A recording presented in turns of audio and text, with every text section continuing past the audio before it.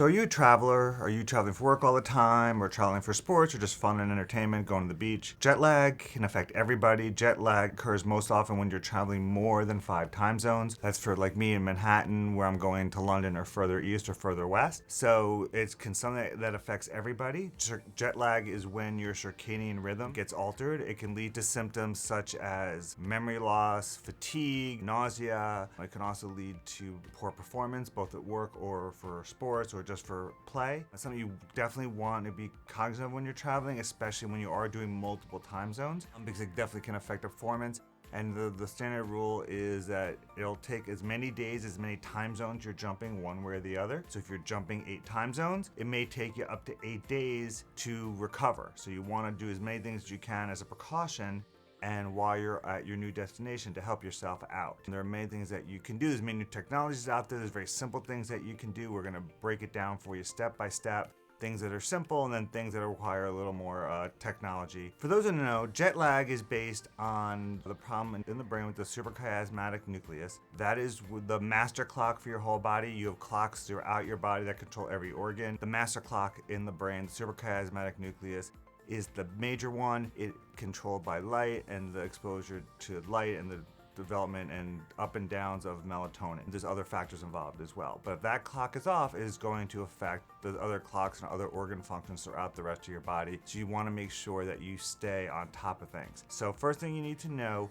is preventing jet lag does not start when you're in the airport ready to get on the plane. If you're starting then you may have missed out on some really good opportunities to help yourself beforehand. Number one, make sure that if you are going on a longer trip, start prepping 2-3 days ahead of time by shifting your sleep clock and your awakening based on where you're going to be going. You want to either start jumping ahead if you're going to the east, or jumping behind in terms of when you're waking up and going to sleep if you're going on the West Coast. Those are things you can do in 20 and 30-minute intervals. You can't adjust 2 or 3 hours if you're going to California or LA from Manhattan, or 5 hours if you're going to London. You want to do it in stepwise intervals so your body does not feel any negative effects. That's the first thing that you can do. You also want to make sure that you're avoiding caffeine later in the day. Normally we say start avoiding caffeine between 2 and 4 p.m. to avoid problems with sleep and messing with your circadian rhythm. In this case, you may want to stop caffeine intake by mid-morning to help address your sleep. And again, 2 to 3 days before you're gonna fly. That is the first step. The key is gonna be start early,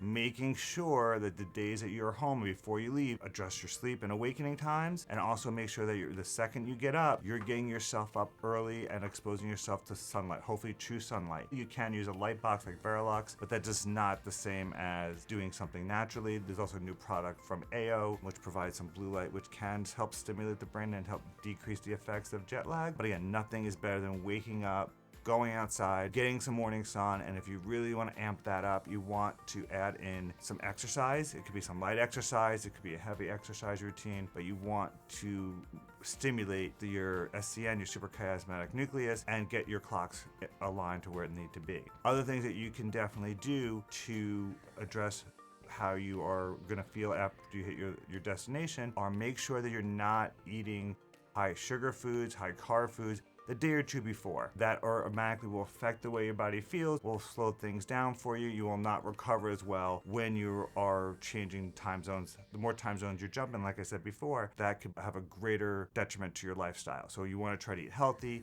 work out, morning sunlight.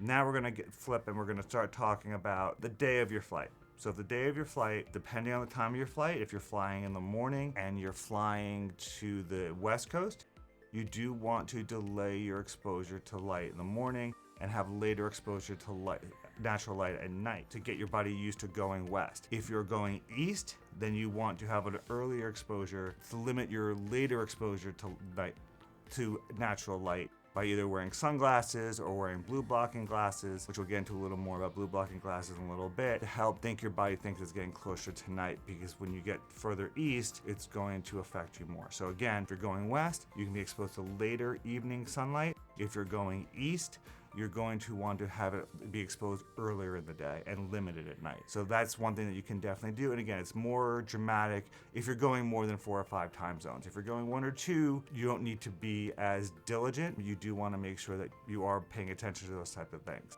Secondarily, you want to make sure that you stay hydrated on that flight. Doesn't matter if you're going, that's not even matter going 1 time zone or 15 time zones. One of the worst things to affect jet lag is dehydration. You want to make sure that you're drinking natural things. Water, some people like hydrogen water, even though it's not really been studied.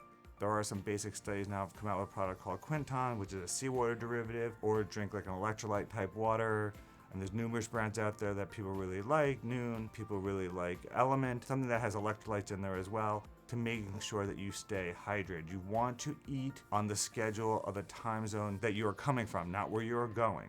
Initially while you're on the flight, and then you want to, when you get to your destination, even if you get to your destination and you think it's lunchtime from where you were, you want to wait until you hit the lunchtime or the dinner time of the place where you are. So in flight, back to your old time zone. When you get to your destination, your brain needs to think in terms of a typical day in the new time zone. And then your brain will adjust to things quicker. You don't want to mix and match, because your brain is going to be like, what in the world is going on? And it's going to take you longer to overcome the jet lag and all the symptoms that we talked about in the beginning of the video. Other things that can be very helpful is melatonin. I am not a huge fan of melatonin for sleep, but there are some studies that have been done in terms of melatonin and dealing with jet lag. Doing low dose melatonin, 0.5, 1 milligram, earlier in the flight may help you alleviate some of the side effects of jet lag. So that's something you definitely want to look into. While you're on the flight, you want to take a nap when you normally would be sleeping in the time zone that you're leaving, so that's if you have a night flight, then you want to try to sleep in the beginning of the flight, or if it's going to be a longer flight, and then when you normally would be sleeping at the end of the flight, then you want to try to sleep at the end of the flight. While you're on that plane, you're trying to maintain the typical rituals that you would have in your old time zone. And then when you land, again, then you adopt all the new characteristics of where you're going to be. Things that can help you then, again, are sleep masks. Very important, because not only is it going to help you sleep and get quality sleep while you're on the plane, earplugs, as well as you can use things like a weighted blanket if you're really industrious and want to carry that with you, or there's new sleep pillows that have been very helpful as well. All those things that will help you maintain a healthy sleep on the plane are definitely recommended. And then when you wake up and you get to your new destination, and again, things you need to do. First thing you want to try to do is make sure you want to get outside. You want to make sure you're getting some natural light. You've been on the plane for 3 hours, 15 hours, 22 hours.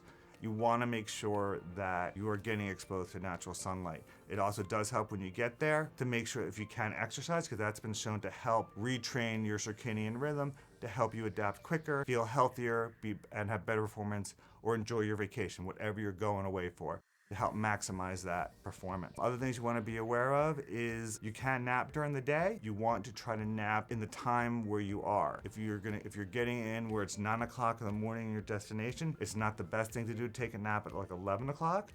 It's better to take a mid-afternoon nap. You're going to feel more rested, and again, it's going to help your circadian rhythm. And then lastly, you want to make sure that the first day or two that you're in your new destination, make sure that you're eating healthy. Try not to eat sugary foods, high carb foods. This may affect your sleep rhythm as you move on throughout your work trip or your vacation. So the key is going to be, as we talk about things that help you work on jet lag, understand that it doesn't start the minute you get on the flight. It starts way before, 2 or 3 days before. Watch your caffeine.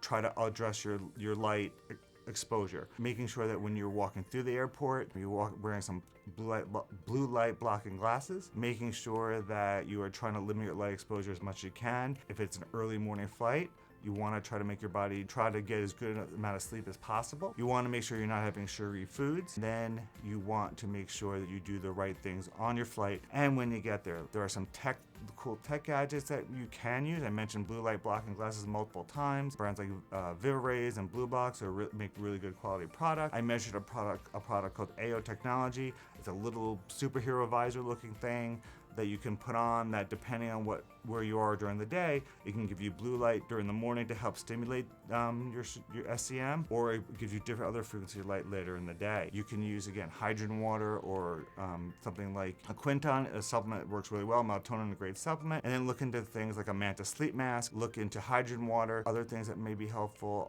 there are now Wi-Fi free, EMF-free earbuds, and make sure that you can look into things like weighted blankets. Some people even will wear products like Get lamps to prevent the EMF from the plane and people around them from affecting their sleep, especially if there are people who are sensitive to EMF and other external frequencies. So the key is you can do very simple things to help you enjoy your work trip, and feel better, perform better, and not be sluggish. If you like this video and want to hear more, hit that like and subscribe button below.